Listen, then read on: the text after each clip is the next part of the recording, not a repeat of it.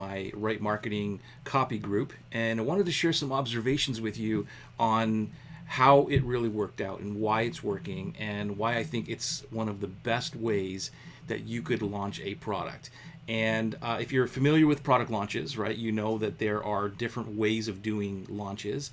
One of the most, I guess, popular phrases would be like seed launches, and that's what I want to talk about today, and why seed launches are mostly, from what I see, a lot of seed launches don't make it through. They don't get the sales that they're expecting, and there's a reason why.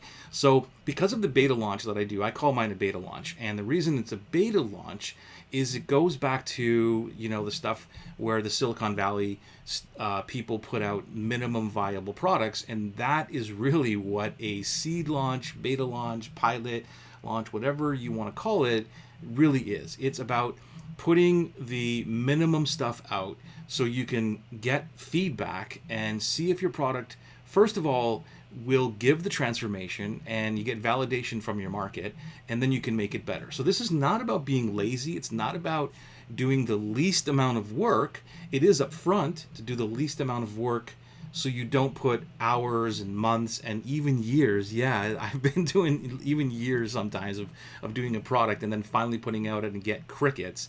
So you don't want to do that. You want to put the minimum amount of effort into the beginning process. And this is the reason, the number one reason why most seed launches don't work.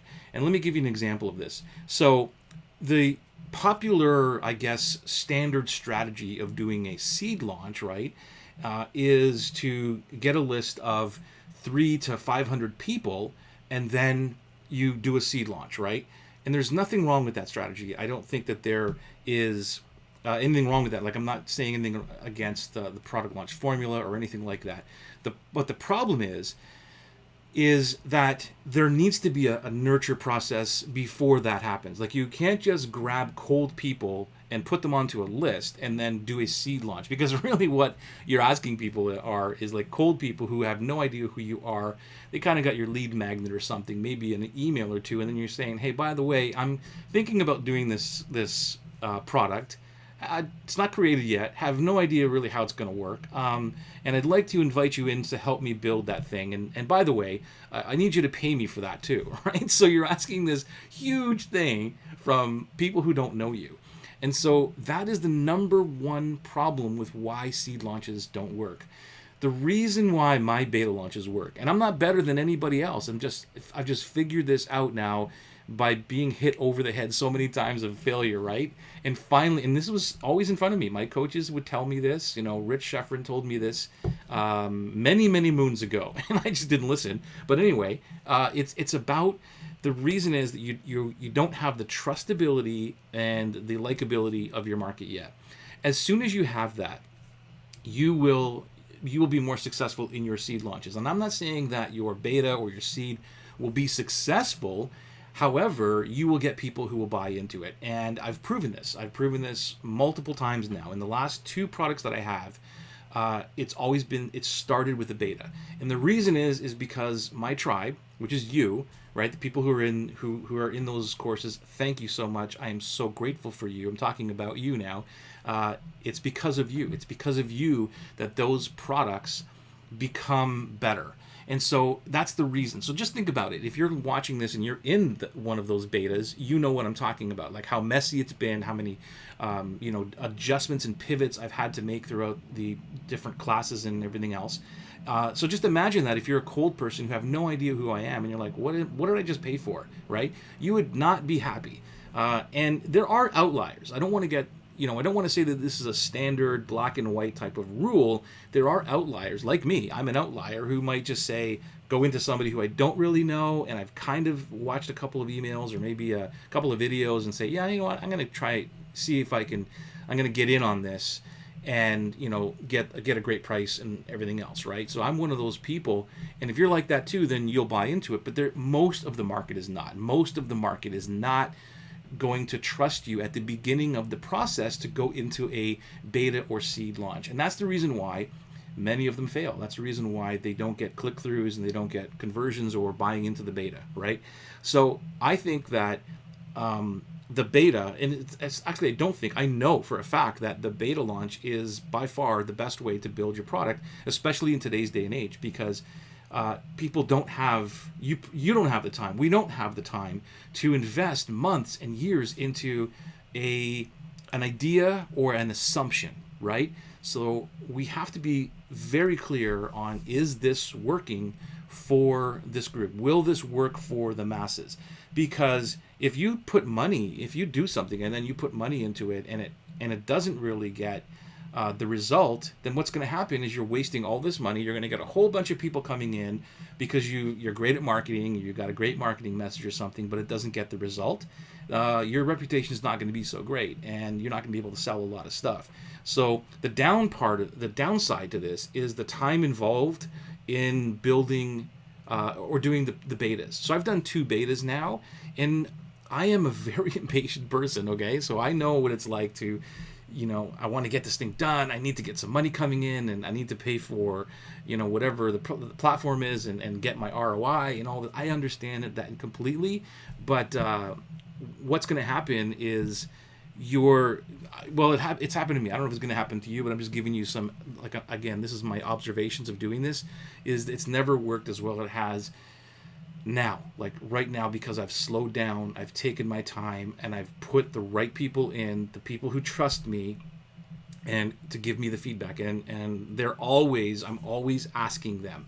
I'm saying, is this working? Should I do this? What do you think? It's not about me. It's always about them, and it's always about, because I think I know what the process should be, and I put that out there. That's what I'm saying is the minimum viable product, okay? So let me talk about that for 1 second. What is a minimum viable product when it looks like your beta launch? Okay? So my beta launch was a 1-page outline. That's all it was. There was nothing else. It was like, okay, here's the steps that they need to do. Here are the things that I'm going to teach, and then I would just go in and teach it and create the product as I'm going. Like, you've heard all this before if you understand or have heard about a product launch and all this, right? So you know that. But there was nothing else there. So what that did, it has allowed me to pivot. It allowed me to, every week to week, it allowed me to say, okay, well, now I've got to go record this, or I've got to make a change in that. And throughout that entire process, I was getting feedback and analyzing the feedback. So every single video, because this is live, you should be doing a beta launch live with your tribe. You're looking at how they're reacting. It's very important. And the other thing is that you're recording, right, your calls. And then what I did with the calls is I would transcribe the entire call. And so I would see how I was teaching. So maybe there was some brilliant thing that I said that maybe I should teach it again, right? And then I would have kind of a script almost created already that I could now transfer into the professional video or the next step, right? But more importantly, I would get the feedback from my tribe, from the people who are in the class, what they thought, what are they actually saying on, if I asked them a question, hey, what did you think, or how did this work for you, or whatever, right? And again, I'm getting the specific language. So that was a minimum viable product. There was nothing more. And actually, I'm lying. There was a couple more pieces to it. There was 2 videos that I shot, very short videos that kind of got them started. But really, you could do this from a very simple outline, okay? And so that's the way that I believe. If you have any questions, drop them in there. I know there's a couple people here live right now, which is awesome. Good to see you. I don't know who you are, but drop them into the comments if you have questions. This is not just about me. I just want you to ask me questions regarding your business and or launch or anything. I'm here to serve. But I just wanted to start this conversation that in my observations, the beta has been the best possible launch ever. And that will only increase. So now I'm at beta 3, right? I'm at that stage where now I could either right, promote it to cold audiences because I know that it works, or I could just do another beta and perfect it a little bit more and then do a scalable launch. But either way, I'm fine with it either way. I'm fine putting money into it now and then, bringing other people in, because now I have data that it works. I have testimonials that it works. And that's the most important thing, right, to put out. So that's it. That's all I wanted to talk about in terms of my stuff. And if you have any questions regarding your launch or your business, let me know. I'll wait here just a couple seconds to see if there's any questions. I do know there are a few people here. Good to see you. Yeah, no questions. Okay, cool. All right, guys. So I'm hoping this helped you out. If you're doing a launch, if you're thinking about doing a launch, and you're building your audiences, your list or whatever, then to take the time to nurture those people. That's the biggest problem, right? Is trying to rush into the launch, and you know just think about how long it takes for you to trust somebody. It takes a little while for you to build up that trustability and likability. And if you're bringing people into a list, I would give it 3 months. Like if you asked me what's the standard, I would give it 3 months, and it would be at least an email a week.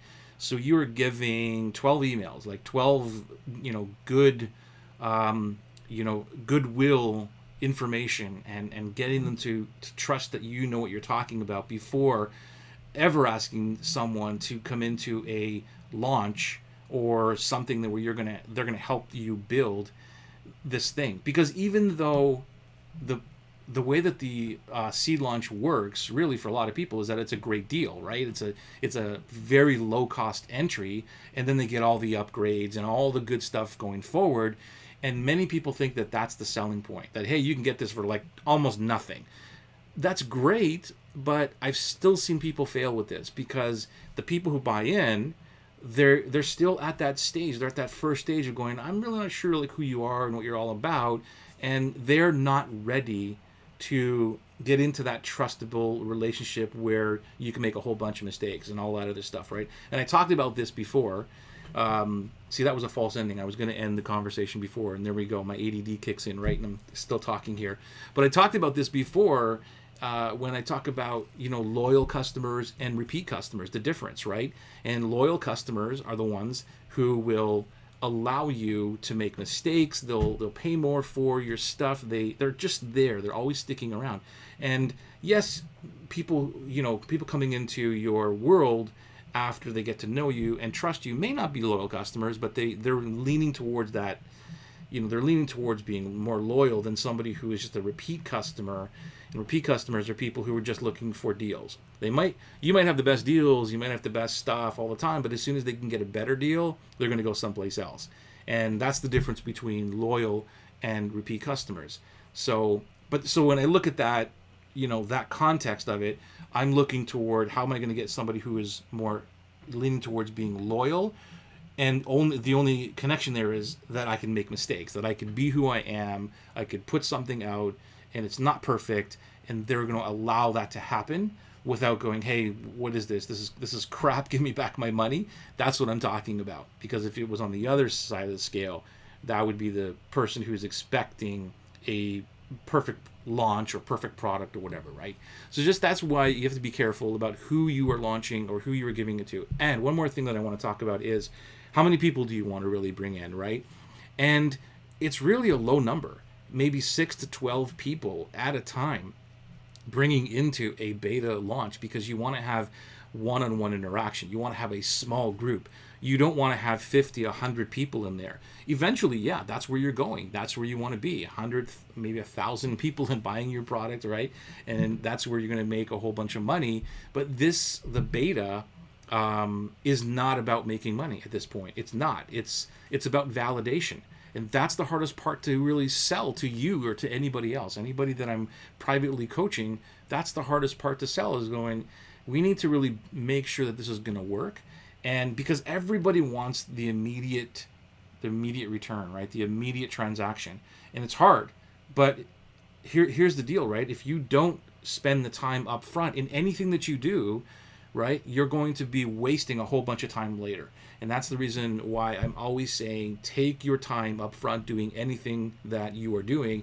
And it really lends itself to the beta launch. If you don't spend the time validating your process, making sure that people are getting the result and they understand and connect with what you're teaching, you're going to have a very hard time later on. And it may not even work out for you. You might sell 10, 20 copies of the thing because it doesn't really translate. It's not taught well, and it's not giving the result. Okay, so those are the tips, those are the observations that I've had over the last little while doing these beta launches, and I'm hoping that it helps you out. Please follow that advice. If you have any questions, pop them in here if you're watching this recording, and I will help you out and answer as much as I can. All right, have yourself an awesome Saturday. Talk to you guys soon.